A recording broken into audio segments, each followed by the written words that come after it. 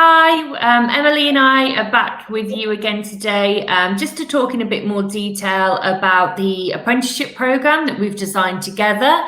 Today we're going to go into a bit of detail about how you complete the apprenticeship, so how we ensure that the qualification requirements are met, and how you can successfully move on to implementing your mental health strategy in your organisation as well. So Emily, have you got any questions for me on this one?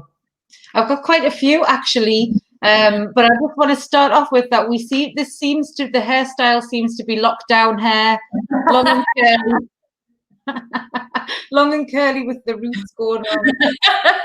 I'm sure people can to get the hair with the roots like in fashion. I do want to ask you a few questions actually, Michaela, especially around this process. A lot of people, when we're talking about apprenticeships, ask some frequently asked questions.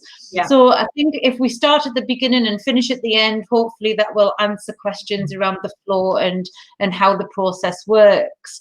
And I know with a lot of the clients who are already interested in the apprenticeship already are pretty kind of huge global brands even. And when we understand working with global brands and even big brands in the UK, they have a lot of interest in implementing their own values, behaviours, and really kind of some of their cultural implications into the delivery. We do that with our commercial work as well. So when we're delivering our accredited manager training, we always implement their values and beliefs into that training. So does this work the same with this apprenticeship? Yeah, absolutely. I think you're right, Emily. I think it's critical. So for learners, for stakeholders, to really feel that the program's going to land, so it's going to have the right context, the right language for those individuals. They'll be able to then take what they're learning in the virtual classrooms or in their workshops, their mentoring sessions, and to be able to apply that in the role. It's really critical that the program is tailored to that organisation so that they're able to do that as quickly as possible, and we're giving them the tools to really take it forward and implement within their organisation. So we call that co-design. So we run those sessions at the start of the launch of the apprenticeship with the key kind of stakeholders within that employer.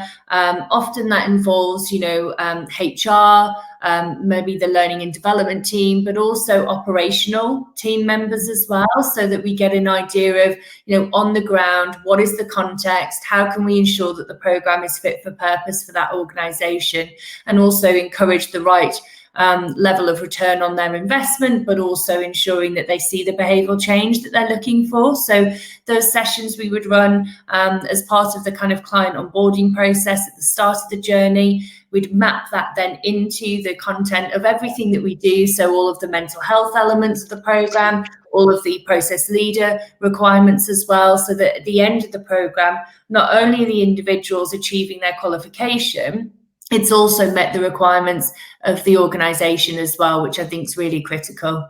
Yeah, I completely agree. In all of the training that we deliver, it is all very bespoke to the organisation and understanding the culture that they have, that is already embedded, like their behaviours and values that are really important, especially when we're talking about mental health in the workplace. So that's brilliant. A couple more questions just around how learners go through the process. They're usually around how much time is it going to take for people to complete this? That term of the off-the-job learning, I find as new to apprenticeships as I am anyway, I find it really bizarre because it's actually on-the-job learning. Especially the way that we wrote the diploma, the mental health diploma side of it. All of the things that they're expected to do are things that they should already be doing in the workplace anyway. So how is that going to work for our learners with the 20% off the job? Yeah, you're absolutely right. It's one of those frequently asked questions that we keep getting, isn't it, every time we're talking to our clients. So the first thing I would say is an apprenticeship is a work-based learning program. So the whole way in which it's constructed is that you learn as part of your working life, and you're able to apply that learning into your role so that you're able to progress, develop, whether that's upskilling, reskilling in something entirely new, but for the benefit of yourself as an individual and as a professional, as well as for your organization. So what we don't do is the kind of old world further education style of apprenticeships, which still absolutely have their place, but are perhaps not appropriate for professional organizations where people are trying to learn on the job and also implement it in their role at quite a senior level. So we won't be sending people on a bus to the college down the road on day release once a week. However, an individual is expected to spend 20% of their time learning and applying that learning into their role. So we need to ensure that the apprentices are able to evidence that learning. So lots of ways we do this are things like the virtual classrooms they'll attend, the workshops, their mentoring session with their mental health expert, the coaching that they'll get from their apprenticeship assessor as they work through and progress through their qualification, line manager reviews, so having a three-way review with their L&D coach, the line manager and the learner. All of that constitutes towards 20% off the job learning. But the most important thing is that the organisation, the line managers, all commit to supporting the learners in achieving this 20% off the job learning, because let's face it, we're all under more pressure to do more with less. And it's very challenging often for people to carve out the time to learn. So we try and make that easy for people. There's pre-work to do before sessions. So all of that work and learning would constitute towards 20% off the job hours. Obviously, they'll attend then the workshop. They'll be doing the work post session as well. So a big part of our program is the project. So they will be, as you know, Emily, implementing the mental health strategy is their project. That's their big focus for this program. All of that time spent doing the research, the background reading, the engagement with their organization to get buy-in, the sessions that they might have to run internally as a communication tool about this new strategy, and then the actual physical work they'll do as an individual on their project all works towards 20% off the job hours. So when you talk about it in that way with an employer, with line managers, with the learners, it helps them just to kind of have that clarity that we're not expecting people to do lots of things that are completely not related to their role. It has to be something that they can implement.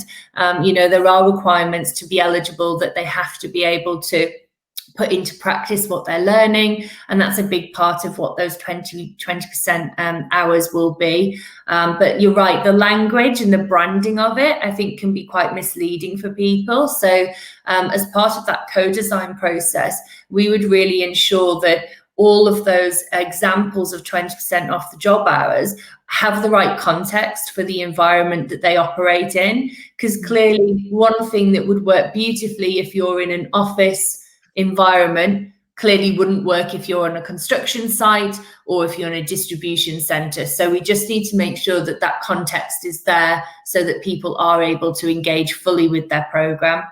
Yeah, definitely. And I think you've just started talking there about the big project, which is when we're thinking about why we designed this this mental health leadership diploma, it was because of the gaps in knowledge and skill and tools, not even the tools available for people to really begin to change the culture in the workplace around mental health, and all that people have really had access to, even though for the past 5 years we've constantly been banging on that HR leadership should be changing the culture around mental health. We just haven't given people what they need to do that.